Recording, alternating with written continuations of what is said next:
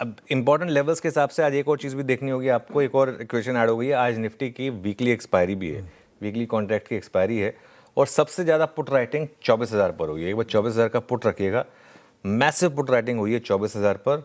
और मेरे ख्याल से अगर ये गैप डाउन हो भी रहा है तो भी 24,000 का पुट राइटर रिलेटिवली सेफ है, क्योंकि 24,211 पर हम बंद हुए हैं और अगर सपोज करिए 160 पॉइंट नीचे खुलते हैं तो आप करीब करीब 24,050 24,060 पर खुलेंगे।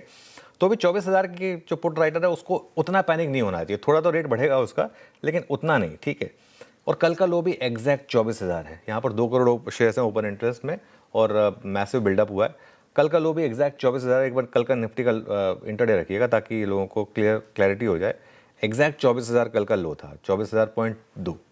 तो सबसे इंपॉर्टेंट लेवल तो ये हो गया आपका 24,000। 23,800 से 24,300 की एक रेंज है, वो कैंडल्स रखिएगा एक हफ्ते की, और एक हफ्ते की कैंडल्स रखिएगा, उससे वो एकदम मामला क्लियर हो जाएगा आपके लिए।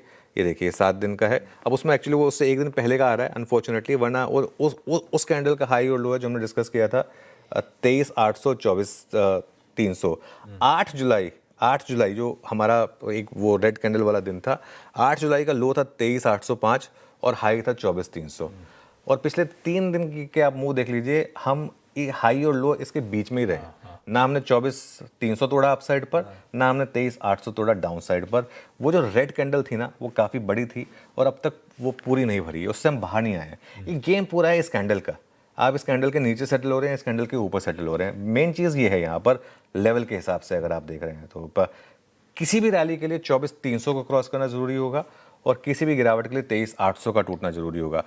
कल दोपहर को जो मेरा व्यू था, और जस्ट बिकॉज आज गैप डाउन हो रहा है मैं उस व्यू को चेंज नहीं कर रहा हूँ, कल दोपहर को मेरा व्यू ये था कि अगर सब कुछ ठीक रहा, जो कि कल तक लग रहा था, अगर सब कुछ ठीक रहा तो आज हम उसको क्रॉस करके हायर लेवल पे जा सकते हैं, लेकिन उसमें हेज करके जाएं। और ये ओवरनाइट जो कच्चा तेल वापस 84 पर आ गया, इसने वो सिचुएशन बदल दी है। अगर ये आज वही 77 76 पर होता तो वो हमारा वो जो व्यू था उस पर शायद वो प्ले आउट होता है।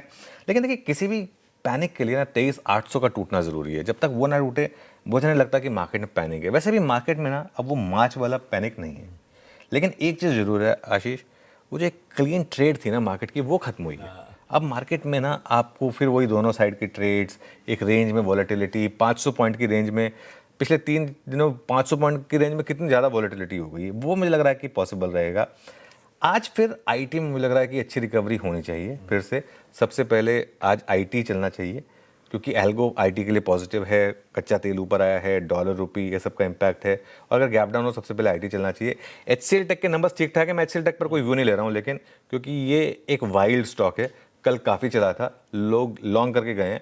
आज हो सकता है कि इसमें एक रिवर्स ट्रेड भी प्ले आउट हो जाए, हायर लेवल से प्रॉफिट बुकिंग भी आ जाए, ये पॉसिबिलिटी रहेगी। इसके लिए एचसीएल टेक पे आज मैं कोई व्यू नहीं ले रहा हूँ, ठीक है। बाकी हमने हमेशा आईटी पर एक डिसेंट व्यू रखा है, पिछले एक हफ्ते से आईटी पर पॉजिटिव व्यू था। कल भी सिर्फ आईटी और फार्मा पर पॉजिटिव व्यू था कि गैप डाउन में सिर्फ आईटी और फार्मा पर फोकस करें आप, उसके बाद देखें क्या होता है। सबसे क्रिटिकल फैक्टर रहेगा आज बैंक निफ्टी गैप डाउन के बाद क्या करेगा। क्यों? क्योंकि पिछले कुछ दिनों से अगर आप देखें एचडीएफसी बैंक और आईसीआईसीआई बैंक का ट्रेंड, पहले क्या होता था, ये ऊपर खुलते थे डे लो पर बंद होते थे। आजकल क्या हो रहा है, ये नीचे खुलते हैं डे हाई पर बंद होते हैं। ये एचडीएफसी बैंक, एक बार कल का आईसीआईसीआई बैंक भी रखिएगा जरा एक बार। ये तो खैर 14 डेज आ गया, 14 डेज में तो खैर दोनों स्टॉक पॉजिटिव दिखाई देंगे। ये देखिए कल भी लो पे खुला, हाई पे बंद हुआ, ठीक है। एक सेंस बन रही थी कि एफआई की सेलिंग खत्म हुई है। कल हमने नंबर्स के साथ वो डिस्कस भी की थी कि जो एफआई की सेलिंग के खत्म होने के साइन है वो इनको फायदा मिल रहा है। कल फिर क्या सेलिंग आ गई, लेकिन तो वो क्या होगा ये देखते हैं। और बैंक निफ्टी में 2 लेवल हैं जो सबसे क्रिटिकल हैं। सबसे पहले 10 डेमा जो 57,800 पर है, और उसके बाद 20 डेमा जो कि 57,300 पर है। तो बेसिकली ये 2 लेवल हैं। 58,130 पर हैं हम।